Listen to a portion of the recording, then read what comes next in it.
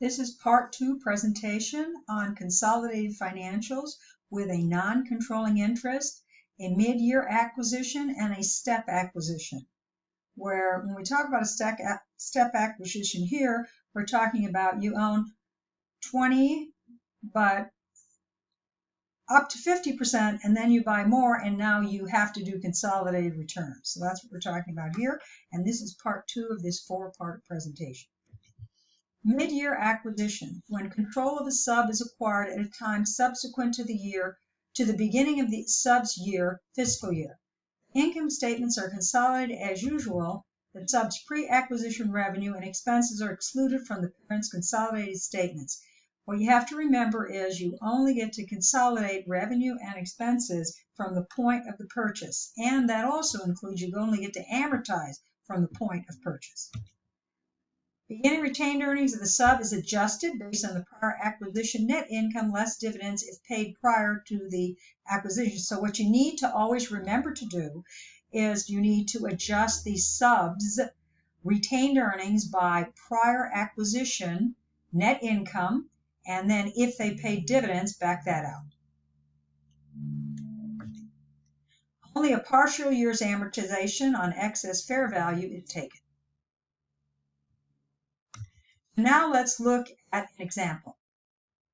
They purchased 70% of Little for $420,000.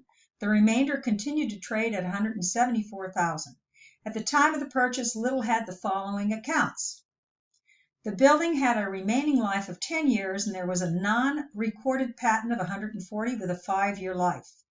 At year-end, Big had revenue of $900,000 and expenses of $600,000, and Little had revenue of $600,000 and expenses of $400,000. Assume the acquisition was January 1, what would be the consolidated net income? Assume instead that the acquisition took place on April 1st. Determine the amortization if there is any goodwill if the building had a remaining life of 10 years and there was a non-recorded patent of $140,000 with a 5-year remaining life. So consideration is $420,000. Non-controlling interest was $174,000, which is the total fair market value. Now we're going to subtract out our net book value of Little. We have excess over book of $194,000. We know that land is undervalued by 10, and the building is undervalued by 30, and that gives us goodwill of 14 and amortization depreciation of $31,000 a year. Now we can answer our question. Combined revenues. Big would be $900,000, Little would be $600,000. Expenses would be Big and Little, and less the amortization would give you net income of $469,000. Less the net income now. The consolidated revenue would be $1.5 and the consolidated expenses would be $1,031. You'd show net income of $469, and then you would see a line item on the income statement subtracting out amount assigned to non-controlling interest. And then you get your $418,300. So again, that would be a line item on the income statement. Now, what happens if instead consolidated financial figures were we made the acquisition on April 1, which means we only get 9 months of the 12 years. So the parent would get all their revenue, but they'd only get 9/12 of the subs. Combined expenses, again, they'd get 9/12 of the expenses and 9/12 of the amortization, which would give us consolidated net income of $426,750. We would back out the non-controlling interest, and the total net income attributed to Big would be $388,725. And again, the amount shown on the income statement would be $426,750, and then there would be a line item for $38,025 backing out the amount assigned to the non-controlling interest. Now let's look at a step acquisition. Now, this is what happens when a parent acquires a subsidiary over time and they go from having a significant influence to having to provide consolidated financials. So, all previous values for the investment prior to the date of control, greater than 50% is obtained, are remeasured to fair value as of the date of control. If the parent previously held a non-controlling interest in the acquired firm, the parent remeasures its interest to fair value and recognizes a gain or loss. If after obtaining control, the parent increases its ownership interest in the subsidiary, no further remeasurement takes place. So now let's take a look at this. They purchased 25,000 of Little's 100,000 shares, which means they own 25%, and they paid $100,000. And the fair market value of Little at the time was $350. On July 1st of 2018, Big buys an additional 65% of Little shares at $8 a share, and before and after the purchase, Little stock was selling for $7.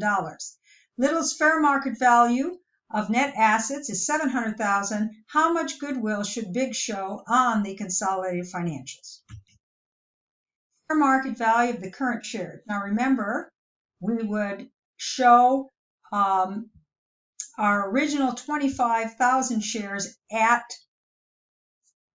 fair market value.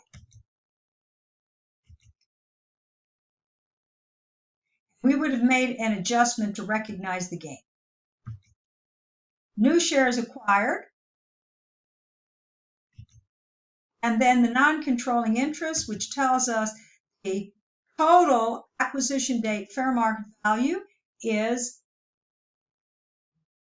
$765 less net assets of fair market value, so goodwill would be $65,000. Now, because we're using the acquisition method, we would show 100% of the sub's assets and liabilities in the parent's consolidated financials.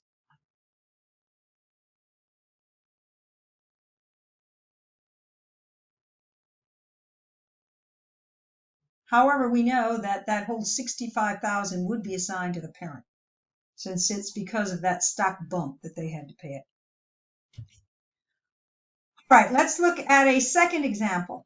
On January 1st of 2017, Big purchases 25% of Little for $150. Book value and fair market value of Little were the same, and Big used the equity method. On July 1st of 2017, Big paid $700,000 for an additional 70% of Little. Any excess over book was attributed to goodwill. Little reported the following for December 31st. Revenue was $450. Expenses were $250. January 1st retained earnings was $200. Dividends declared on 10/1 were $25, and common stock was $500. Revenue and expenses were earned evenly throughout the year. Using the acquisition, what is the fair market value of Little on June 30th? What is the revaluation gain? What is the amount of goodwill to be recognized on December 31st? And what is the value of the non-controlling interest June 30th and December 31st? All right, what is the fair value on June 30th? And it would be $700,000 divided by 700%, which gives you $1 million. What is the revaluation gain? 1/1 equity investment in Little is $150. Share of net income for the first half of the year. So this is what we would have sitting in our books, assuming we're using the equity method. We need to look at, well, what's the fair value based on a reassessment of $1 million, which means that it should be at $250,000, which means we have a gain on revaluation of $75,000. Now, the journal entry would look like this. On the parent's books, they have to recognize that gain. And they would then increase the investment account before they book the additional stock purchase. They would rearrange to $75,000 by $75,000. Now, goodwill. Fair value of Little is $1 million. Book value is $200,000. Common stock plus half the income, which means excess fair value is assigned to goodwill of $200,000. We do not adjust the dividends because they were not paid until the second half of the year.